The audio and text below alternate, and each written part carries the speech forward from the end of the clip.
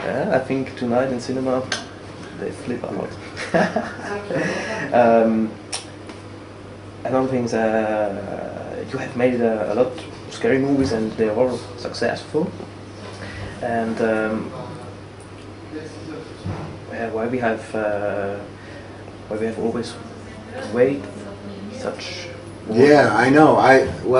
You wait for the movies for so long is because I've done a lot of other things that are not. Okay. You know, and so the fans of horror in general don't even know. Like, for instance, if I do a documentary on HBO and it's about a fighter, Sonny Liston, which I did, it was very successful, but you wouldn't know it. Yeah. You know, and when I wrote The Never-Ending Story 3, it's got nothing to do with the horror world.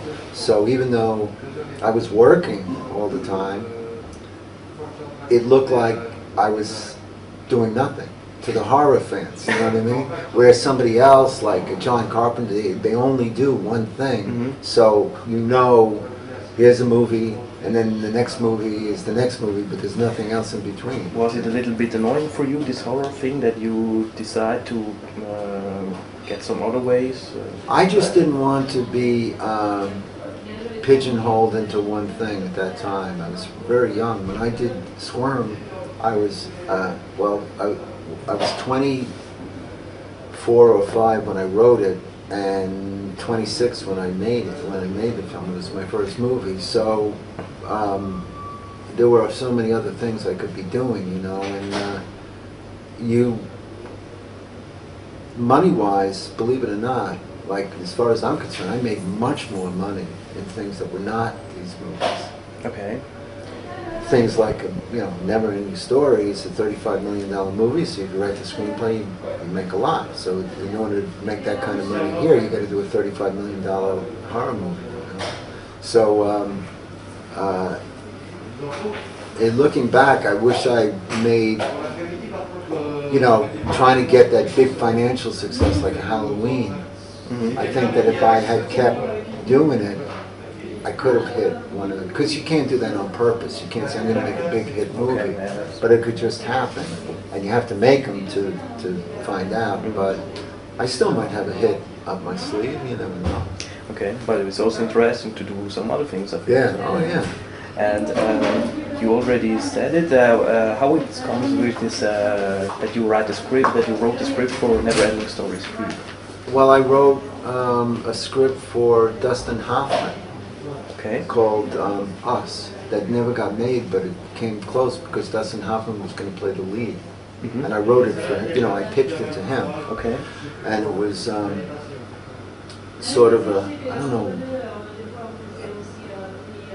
it was a comedy, but it was also had a lot of heart. Whatever it was very well received in Hollywood. You know, as far as, oh, this guy's a really good writer. And what that script did for me is put me into the Hollywood writers' world. None of them knew that I did horror movies. In fact, the guy who ran Dustin's production company, he was saying, you know, maybe you could direct this. You know, Dustin loves you, he loves this.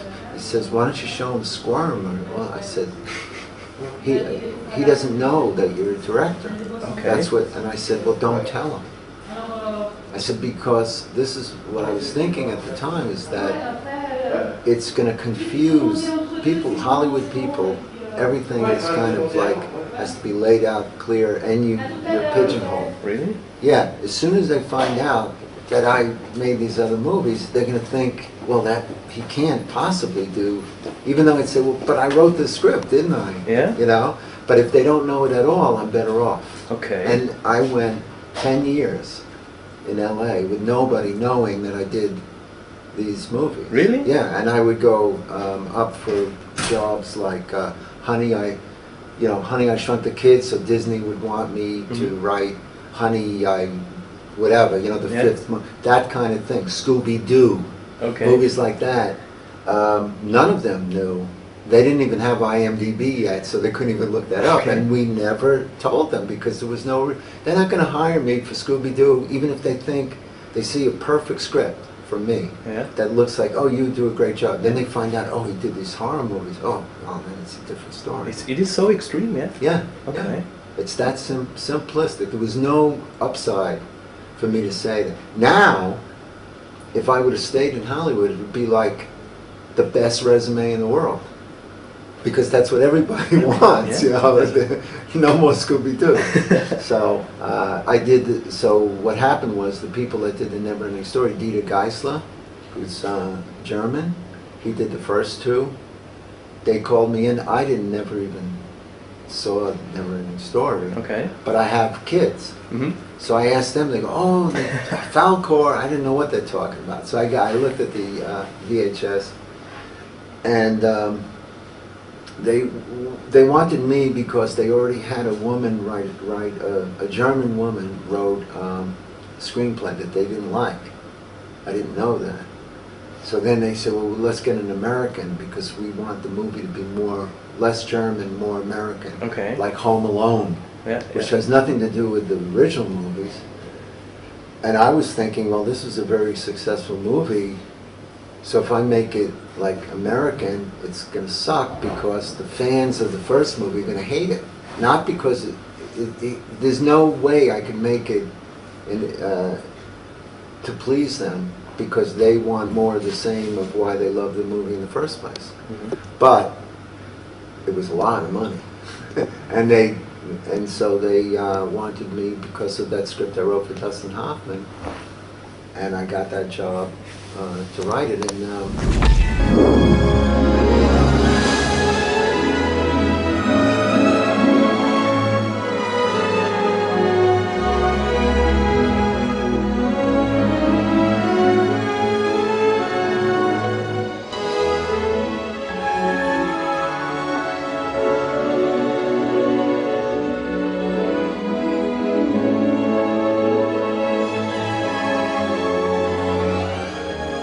Gebirge des Schicksals bildet den höchsten Punkt von ganz Phantasie.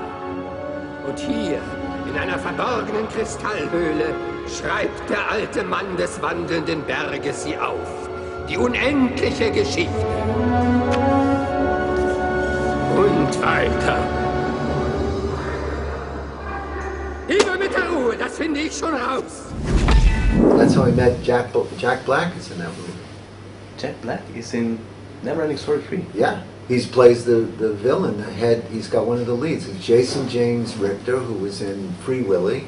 Right after Free Willy, he did this movie. Oh, yeah? And Jack Black plays the bad kid. Die unendliche Geschichte. Ich glaubte, die habe ich noch nicht gelesen. Die muss ich ganz oben auf meine Leseliste setzen. Weißt du was? Setz lieber Lesen lernen ganz oben auf deine Liste. Hey, wieso behandelst du mich immer so mies? Schau einfach in den Spiegel. Dann weißt du wieso. Psst. And I was on location in Vancouver and hanging out with him, and he was telling me, I thought he was great, you know, just as a guy to hang out with. And he said he was thinking of quitting acting and just sticking with his band. The Tenacious D. Yeah, and I said, you're like a cross between John Belushi and Jack Nicholson. You have like an edge, and you could be like the fat guy, but you have to, if I was your manager, I'd say put on 20 pounds. Because there's always a place for like a fat, funny guy. You know, John Candy died, they're all dead. Yeah. And he did it, I don't think he did it because I told him, but he did exactly what I was talking about, and it became Jack Black. It's amazing. Okay. I haven't seen him since, but if I did, I'm going to ask him for 10%. That's interesting. Okay, it's interesting. Jack Black is cool. Oh. Yeah. Great guy. He's really smart as hell. I can only imagine, because if you look in him in the movies and everything, he looks like a funny guy. And if you see him in a movie, I was always thinking about that could be that in normal life he is like this guy he plays in the movie. Yeah. So just a funny he's very bright guy. Okay. Cool. And what if you do if you not work as a scriptwriter or director? Do you have any hobbies? Anything what nothing has to do with film? Yeah, well, I'm really into boxing. I don't box, but into it. I watch all the fights. I go to the gym in LA, the Wild Card Gym where Manny Pacquiao trains. I hang out with those degenerates there. Okay. So you was not in the capital city of Switzerland in Bern yesterday evening, where Klitschko was fighting. He was?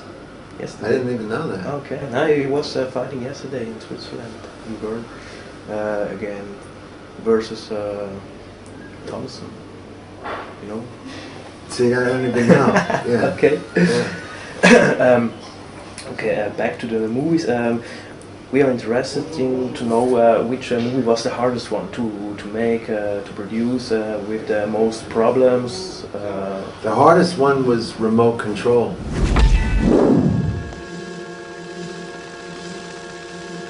Remote Control? Remote Control. That's the name of this movie, too.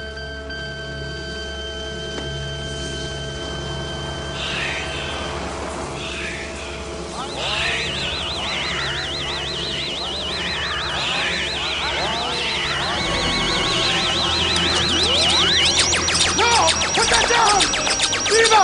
What are you doing? No! Eva!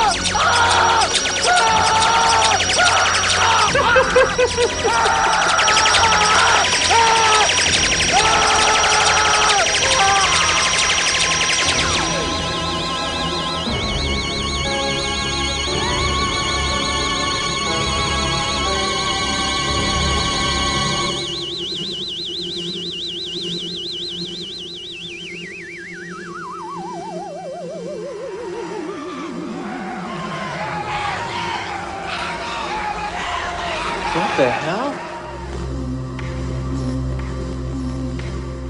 I'm suffocating this thing.